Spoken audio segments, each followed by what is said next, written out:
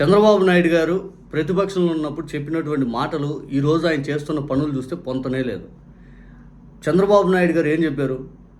దేశంలో కల్లా ఎక్కువ అనుభవం ఉన్న నాయకుడు నేను, సీనియర్ మోస్ట్ నాయకుడు నేను, ఎన్నో క్రైసిస్లో నేను బాగా పనిచేశాను, నా అనుభవం ఈ రాష్ట్రానికి పనికొస్తుంది, ఎక్కువ కాలం ముఖ్యమంత్రిగా నేను పనిచేశాను, సంపద సృష్టించి అందరింటి మీద డబ్బులు వెదజల్లుతాను, నేను అద్భుతం అంటే ఏందో చూపిస్తాను అని చెప్పి చంద్రబాబు నాయుడు గారు పేరాలు డైలాగులన్నీ చెప్పారు. అధికారంలోకి వచ్చాక చంద్రబాబు నాయుడు గారు ఆయన అనుభవం అనేది ఏ పార్టీకి పనిచేస్తుందో అందరం చూస్తుంటే ఆశ్చర్యం కలుగుతూ ఉంది. నిజానికి చంద్రబాబు నాయుడు గారు వ్యవస్థలన్నీ చెడగొట్టేసే ప్రయత్నం చేస్తూ ఉన్నారు అనిపిస్తూ ఉంది. ఒక్క వ్యవస్థ బాగా పనిచేస్తుంది, ఒక్కరు బాగా అద్భుతంగా పనిచేస్తున్నారు అనడానికి ఎక్కడా లేదు. వాళ్ళు ఆంధ్రజ్యోతి ఈనాడులోనే రోజు మొత్తుకొని రాస్తూ ఉంటారు వాళ్ళు. అంతెందుకు, నిన్నగాక మొన్న చంద్రబాబు నాయుడు గారి హయాంలో ఏ ఒక్క అధికారి కూడా సరిగ్గా పనిచేయట్లేదు. రాజమండ్రి కల్తీ పాలు ఘటన ఇందుకు ఉదాహరణ, కాకినాడలో బాంబ్ బ్లాస్టింగే ఇందుకు ఉదాహరణ, అదే బాంబులు అంటే తయారు చేసే ఫ్యాక్టరీలో అదే ఉదాహరణ. ఇటువంటి ఉదాహరణలు చాలా ఉన్నాయని చెప్పి వాళ్ళు ఆంధ్రజ్యోతి హెడ్లైన్ పేపర్లోనే రాస్తారు. కానీ చంద్రబాబు నాయుడు గారు నిజానికి ఈ 2 సంవత్సరాల పరిపాలన కాలం లెక్కేసుకుంటే మహిళలపైన అత్యాచారాల ఘటనలు జరుగుతుంటే ఫెయిల్యూర్, చంద్రబాబు నాయుడు గారి హయాంలో గంజాయి డ్రగ్స్ వాటి కంట్రోల్ చేయడంలో ఫెయిల్యూర్, చంద్రబాబు నాయుడు గారి హయాంలో మనుషులు చచ్చిపోతుంటే కనీసం ఆయన ఇంటెలిజెన్స్ రిపోర్ట్లు ఏమైనా ముందస్తుగా ఇస్తున్నా కూడా పట్టించుకోకుండా పక్కన పెడతారట్టుంది. లా అండ్ ఆర్డర్ విషయంలో అలా ఇంటెలిజెన్స్ ఇచ్చే రిపోర్ట్లన్నీ పక్కన పెట్టేసి మీరు కొట్టుకు సావండి అని చెప్పి చంద్రబాబు నాయుడు గారు ఎంకరేజ్ చేస్తున్నట్టుగా కనపడతా ఉంది. సింపుల్ ఎగ్జాంపుల్, ఆయన అనుభవం అని చెప్పుకుంటారు కదా, అంత సీనియర్ మోస్ట్ అనుభవం ఉన్నటువంటి చంద్రబాబు నాయుడు గారు రోడ్ల మీద వెంకటేశ్వర స్వామి ఫ్లెక్సీలు తీసుకొచ్చి వేసి ఏదైతే 2 వర్గాలు కొట్టుకునేలాగా ప్రేరేపించినటువంటి అనుభవం అయింది ఇంటే ఆశ్చర్యపోతారు ఎవరైనా కానీ. ఇంటెలిజెన్స్ వాళ్ళు చెప్తారు కదా ఖచ్చితంగా, సార్ అటువంటి ఫ్లెక్సీలు కానీ మనం కానీ వేస్తే 2 వర్గాలు కొట్టుకొని చేస్తారు సార్, అటువంటి వేయకూడదు, అవి రెచ్చగొట్టే ఫ్లెక్సీలు కదా సార్ 5 అని చెప్పి చంద్రబాబు నాయుడు గారికి ఎవరూ చెప్పలేదా? ఆయనకి ఇంటెలిజెన్స్ రిపోర్ట్లు ఇచ్చినా పక్కన పెట్టేశారా? నిజానికి ఆయనకి ఇంటెలిజెన్స్ రిపోర్ట్లు ఇచ్చినా పక్కన పెట్టేశారా? నిజంగా చూస్తే అర్థమవుతూ ఉంది. మహిళలపైన అత్యాచార ఘటనలు జరిగితే చంద్రబాబు నాయుడు గారు సీరియస్ అంటారు, ఎటువంటి చర్యలు ఉండవు. ఆఖరి రోజు అంటారు, ఎటువంటి చర్యలు ఉండవు. చంద్రబాబు నాయుడు గారు ఇదిగో పలానా ఎమ్మెల్యే ఇట్లా తప్పు చేశాడా అది అంటే ఏమి చర్యలు ఉండవు. చంద్రబాబు నాయుడు గారు సీరియస్ అని ఒక మాట మాత్రం వస్తుంది.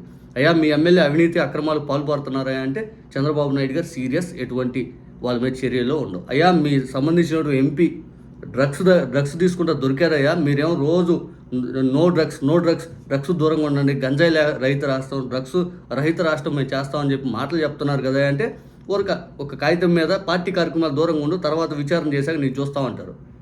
అంతలో పక్కాగా దొరికి అటు పక్క పోలీస్ డిపార్ట్మెంట్ ఏదైతే ఈగల్ ఎస్పీ గారు చెప్పినా కూడా చంద్రబాబు నాయుడు గారు రాజీనామా చెప్పిలా, సస్పెండ్ చేయాల, ఆయన్ని మీద చర్యలు తీసుకోవాలా. ఇది ఆయన పార్టీ విధానం. ఇంకా అనుభవం ఏ పార్టీకి పరిపాలనలో పనిచేసిందంటే మేనిఫెస్టో అమలు లేదు, ఇంకోటి ఏమీ లేదు. చంద్రబాబు నాయుడు గారి హయాంలో లా అండ్ ఆర్డర్ కంట్రోల్ అయిందా? కొట్టుకు చచ్చే వాళ్ళు ఎక్కువైపోయారు. నిజం చెప్పాలంటే కల్తీ మద్యం ఆయన అనుభవం ఎడిపోయింది, ఆయన ఇంటెలిజెన్స్ ఎడిపోయింది. కల్తీ మద్యం ములకల చెరువు, ఇబ్రహీంపట్నం ఇవన్నీ తయారు చేస్తూ ఉంటే డంపులుగా తయారు చేస్తూ ఉంటే చంద్రబాబు నాయుడు గారు అనుభవం సీనియారిటీ ఎడిపోయింది. అది బయటపడినా కూడా చంద్రబాబు నాయుడు గారు వైఎస్ఆర్ కాంగ్రెస్ పార్టీ మళ్ళీ ఇచ్చేటట్టు చేశారు. అంతే కదా, కల్తీ మద్యం, మహిళలపైన అత్యాచారాలు, drugs, law and order failure, కొట్టుకొని చచ్చిపోతూ ఉన్నారు, దేవుడిపైన రాజకీయాలు, ఇటు చూస్తే పరిపాలన చక్కగా లేదు. ఎంతసేపు నారా లోకేష్ గారికి లేకపోతే చంద్రబాబు నాయుడు గారికి, పవన్ కళ్యాణ్ గారికి వీళ్ళు ముగ్గురు వాళ్ళు జాకీలు వేసుకోవడం సరిపోయింది. అసలు ఈ జాకీలు చూస్తుంటే జనాలు కూడా పిచ్చెక్కిపోతూ ఉంది. ఇంకా వీళ్ళు ఏదో సాధించినట్టు ఎమ్మెల్యేలు లేకపోతే ఆ కౌన్సిల్ మెంబర్స్ వీళ్ళందరూ వెళ్ళి ఆటల పోటీలో పాల్గొంటారు, డ్యాన్సులు వేయటాలు, నాటకాలు వేయటాలు చూస్తుంటే ఆశ్చర్యం కలుగుతూ ఉంది. ఎప్పుడూ లేని విధంగా ఇదేం కొత్త సంస్కృతి. ఇన్ని అంశాలు ఉన్నాయి చెప్పాలనుకుంటే. ఈ 2 సంవత్సరాల కాలంలో ఇన్ని అంశాలు ఉన్నాయి వీళ్ళ మీద క్వశ్చన్ చేయడానికి. వీళ్ళ ప్రభుత్వం ఎంత దారుణమైన వ్యవస్థ నడుపుతూ ఉందంటే 6 చనిపోతే తిరుపతిలో, తర్వాత వెంటనే సింహాచలంలో 7 చనిపోయినా పట్టించుకోరు. సరే అది మర్చిపోదాం అనుకున్న 9 మంది కాశీబుక్కలో చనిపోయినా పట్టించుకోరు. సరే ఇదంతా ఎందుకు, వీళ్ళు ఇంకా ఏమన్నా వ్యవస్థని బాగు చేస్తారు 5 అని చూస్తే పోయిన సంవత్సరం 2 చోట్ల ఏదైతే బాంబులు తయారు ఫ్యాక్టరీలు 2 చోట్ల పేలినాయి. 2 చోట్ల, ఒకటి అనకాపల్లి, ఇంకోటి వచ్చేసి కోనసీమ జిల్లాలో ఒక చోట, ఇంకోటి లాస్ట్ ఇయర్ అక్టోబర్ 8 అనుకుంటా లాస్ట్ ఇయర్, ఇంకోటేమో ఫస్ట్ హాఫ్లో జరిగింది 2025 ఫస్ట్ హాఫ్లో ఒకటి, సెకండ్ హాఫ్లో ఒకటి, తర్వాత వచ్చేసరికి ఇప్పుడు వచ్చేసరికి మొన్న మార్చి 7 కాకినాడలో దాదాపు 20 మంది చనిపోయారు. కల్తీ పాలు, మనుషులు ఏమో చచ్చిపోతూ ఉన్నారు. చంద్రబాబు నాయుడు గారు ఎమ్మెల్యేలు ఎమ్మెల్సీలు వచ్చేసరికి డ్యాన్సులు, ఆటల పోటీలు, నాటకాలు. ఇది చాలదన్నట్టు ఎక్స్ట్రా కోకరిక్యులర్ యాక్టివిటీస్ లాగా డ్రగ్స్లు. ఇది చాలదన్నట్టు అమ్మాయిలు వేధించుకు తింటూ మహిళల్ని లైంగికంగా వేధింపులు. ఇది చాలదన్నట్టు చంద్రబాబు నాయుడు గారి ప్రభుత్వం ఏ ఒక్క పథకం అమలు చేయదు. ఏమన్నంటే చెప్పాలంటే అదొక రాజకీయం చేస్తూ ఉంటారు. జగన్ గారిని ఎలా టార్గెట్ చేయాలి, జగన్ గారిని ఎలా ఇబ్బంది పెట్టాలి, జగన్ గారి పైన కొత్తగా ఏం కేసులు తీసుకొని రావాలి, రెడ్ బుక్ అమలు ఎలా జరగాలి, ఇదే తిప్పుతూ ఉన్నారు. ఏం సాధించారు? ఒక్కరు సాధించలే. పిఆర్ నాయుడు అంత పబ్లిక్గా దొరికితే ఆయన మీద సస్పెన్షన్ ఉండదు. గోవులు చనిపోతే సస్పెన్షన్ ఉండదు, 6 చనిపోయినా సస్పెన్షన్ ఉండదు. బికాస్ ఆయన మీకు అంత కావాల్సిన వాడా, జనాలు మీకు అంత కావాల్సిన వాళ్ళ? రైతులు అగసాట్లు పడుతుంటే అవి మీకు కనపడవు. రైతుల సమస్యల కోసం అవి మీకు కనపడవు. మెడికల్ కాలేజ్ కడదామని లేదు. ఏ ఒక్క పని ఇదిగో మేము చేసామని చెప్పుకోవడానికి ఏం లేదు. రోడ్లు బాగాలేవు కానీ మంచి మనసు అయితే నాకు ఉందంటారు. సరే, మీరు వచ్చాక ఆదాయం ఏమన్నా పెంచి జనాలను ఏమన్నా పూర్తి స్థాయిలో ట్యాక్సులు తగ్గించే విధంగా పూర్తిగా జనాల దగ్గర సంపద పెరిగింది ఏమన్నా చేసిన వైనం ఏమైనా ఉందంటే అది లేదు.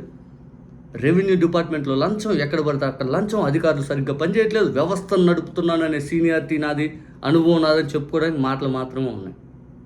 ఇంత డిజాస్టర్ ప్రభుత్వం గతంలో ఎప్పుడూ లేదు. ఇదే జనాలకు వచ్చే డౌట్ ఏంటంటే, వీళ్ళు ఇంటెలిజెన్స్ రిపోర్ట్లు ఇస్తుంటే చంద్రబాబు నాయుడు గారు ఏమైనా పక్కన పడేస్తున్నారా, లేస్తే చంద్రబాబు గారు సీరియస్ అని మాటలు వస్తాయి. జనాలు అడిగేది ఏం తెలుసా, అసలు జగన్ గారు బహిరంగంగా బయటకు వచ్చి ఇంకా పబ్లిక్గా జనాల్లో తిరుగుతూ ఇంకా మొదలు కూడా పెట్టలేదు. ప్రెస్ మీట్ అయినా పెడతారు, లేదా ఆ సమస్య వచ్చినప్పుడు అక్కడికి వెళ్ళి ఆ బాధితులను పరామర్శిస్తూ వాళ్ళకి ధైర్యం చెప్పి పనిచేస్తారు. ఏదైనా సమస్య వచ్చినప్పుడు గట్టిగా ఒక పోరాడే ప్రయత్నం వాళ్ళ సంబంధిత తరపున ప్రభుత్వాన్ని గట్టి క్వశ్చన్ చేస్తున్నారు తప్పితే ఇంకా పూర్తి స్థాయిలో బయటకు వచ్చి బలంగా పోరాడేది లేదు. వన్స్ ఆయన బయటకు వచ్చి బలంగా పోరాడితే టీడీపీ పరిస్థితి ఇంకెంత భయంకరంగా ఉండదు, ఎంత ఆందోళనకరంగా ఉంటుంది. వాస్తవానికి ఆయన పాదయాత్ర వన్స్ ఆయన మొదలు పెడితే పబ్లిక్ విపరీతంగా వస్తారు. ఆ పబ్లిక్లో ఆయన ఇచ్చే స్పీచ్లకి ఇంకా టీడీపీ పరిస్థితి ఇంకా ఎంత దిగజారిపోద్దో ఆలోచించుకోండి.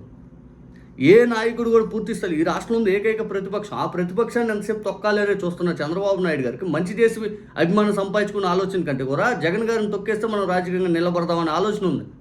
జగన్ గారు పూర్తి స్థాయిలో పబ్లిక్ కానీ బహిరంగంగా ఏదైతే వన్స్ ఫోర్స్ లాగా వస్తే ప్రజల్లోనే తిరుగుతూ ఉంటే మీ పరిస్థితి ఇంకా ఆందోళనకరంగా ఉంటుంది. ఏమి రాకుండా జగన్ గారు అడిగే క్వశ్చన్లకే మీరు సమాధానం చెప్పలేకపోతున్నారు. వన్స్ బయటకు వస్తే మీ పరిస్థితి ఏంటి?